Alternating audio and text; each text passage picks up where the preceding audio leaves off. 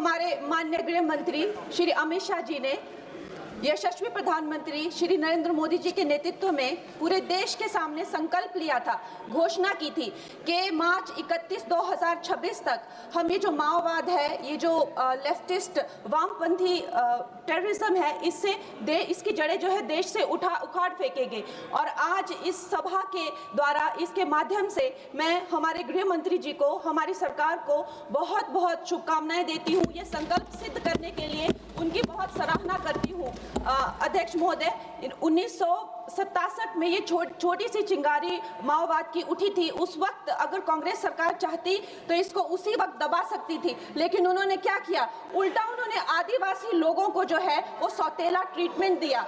उनके बीच में जो एक वैचारिक दूरियां थी उनको कभी भी उन्होंने खत्म नहीं किया। और जब ये माओवाद की समस्या हम उनके सामने आई तो जैसे मेरे भाई संबित पात्रा ने पूरे देश के सामने आज बताया कि सोनिया जी और राहुल गांधी जी की वामपंथी सरकार प्लस उनके वामपंथी सलाहकार प्लस उनके जो वामपंथी मित्र और ये वामपंथी टेररिस्ट और इनको जो भी जितने भी फंडिंग होती थी, जो भी इनके हथियार होते थे, गोला बारूद होते थे, वो उन लोगों से आते थे जिनके साथ ये कांग्रेस की सरकार उठती बैठती थी। तो हम लोग क्या अपेक्षा कर सकते हैं? क्या कोई समझौता इनके बीच और वामपंथी उग्रवादियों के बीच हो सकता था? नहीं हो सकता था। और उसका क्या परिणाम हुआ कि ये जो वामपंथी उग्रवादी हैं ये बिल्कुल आउट ऑफ कंट्रोल हो गए। इन्होंने खून की नदियां बहा दी, इन्होंने 16,000 से ज्यादा अटैक किए, इन्होंने 2,000 से ज्यादा सुरक्षा कर्मियों को मार डाला, इन्होंने छोटे छोटे बच्चों की जो है वो जिंदगियां ले ली, वहां पे नरक बना दिया। इन्होंने तीन पीढ़ियां ये जो है नक्सलवाद की जो आग में है जो इन्होंने झोंक दी। और जब इसके अंधेरे में पूरी तरह से जो ये क्षेत्र है जो डूब गए, जिन छोटे छोटे बच्चों के हाथ में लैपटॉप और कलम होनी चाहिए थी उनके हाथों में इन्होंने बंदूकें दे दी। अध्यक्ष महोदय, इन्होंने जब पूरी तरह से उनका भविष्य खत्म कर दिया तो पूरी तरह से अंधकार में तो अपना हाथ झटक लिया। इनको रेड कॉरिडोर बोल के, नो गो जोन बोलकर जो है पूरे देश में बदनाम कर दिया। हम भी फिल्म इंडस्ट्री में हम सोचते थे कि इतने अच्छे जंगल हैं, वहां जाके कोई गांव की शूटिंग करते हैं, अच्छा कोई गाना बनाते हैं, लेकिन उस टाइम की जो व्यवस्था है वो क्या कहती थी, अरे ये जो आदिवासी लोग हैं ये बड़े ही उग्र होते हैं, ये देश के साथ नहीं रहना चाहते, वहां शूटिंग मत करिए। खुद की असफलता छुपाने के लिए इन्होंने पूरे देश से जो है आदिवासी समाज को इन्होंने आइसोलेट कर दिया।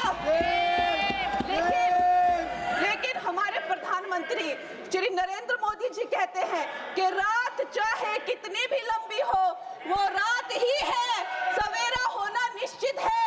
और 2014 में जब प्रधानमंत्री जी की सरकार आई और आज हम देखते हैं कि उन्होंने एक आदिवासी महिला को जो है वो राष्ट्रपति बनाया, उन्होंने हमारे सुरक्षा बलों को जो है वो सशक्त किया और उनको सशक्त करने के बाद उन्होंने वो रेड कॉरिडोर, वो भयानक नो गो जोन को जो है वापस लिया, वहां पे संविधान स्थापित किया। अध्यक्ष महोदय, मैं एक नई सांसद हूँ, मुझे 2 मिनट दीजिए। और खैर प्रधानमंत्री जी ने क्या विकास किया वहां पर, चाहे वो घर बनवाए हो, चाहे वो नल लगवाए हो, चाहे वो 70 लाख महिलाओं को 1,000 की मदद की हो, 21 किस्तों में 13,000 करोड़ दिए हो, या वहां पर जो है जितने भी काम किए हो वो मैं अगर शुरू कर दूं तो आज दिन से रात और रात से फिर दिन हो जाए तो उसमें मैं नहीं जाऊंगी। लेकिन मैं ये जरूर कहूंगी कि जो वहां पे डिजिटल पेमेंट्स हुई है उनका मैं बहुत ही ज्यादा सराहना करती हूँ। उससे जो नक्सलियों का जो वित्तीय नेटवर्क है वो टूटा है, जो वो वसूली का काम करते हैं वो टूटा है, जिससे वो खोखले हुए हैं। उसके साथ में सबसे सराहनीय काम जो किया है वो मैं कहूंगी विकास और विश्वास के साथ जो हमारी सरकार ने इसको जोड़ा है।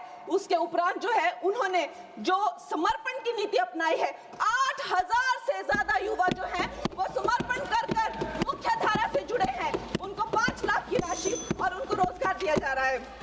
महोदय जी, मेरे पास कहने के लिए तो बहुत है लेकिन मुझे बहुत ही कम समय मिल रहा है। सदन के पास समय नहीं है। इस तरह की नीति हमने दोगो में भी अपनाई है और वहाँ भी बोडो में, आसाम में भी 10,000 से ज्यादा लोगों ने समर्पण किया है। और मैं अंत में अध्यक्ष महोदय जी, मैं यही कहना चाहूंगी कि गृह मंत्री जी ने और प्रधानमंत्री जी ने पूरे देश में यह संदेश दिया है कि ये देश बंदूक की नोक से नहीं चलेगा।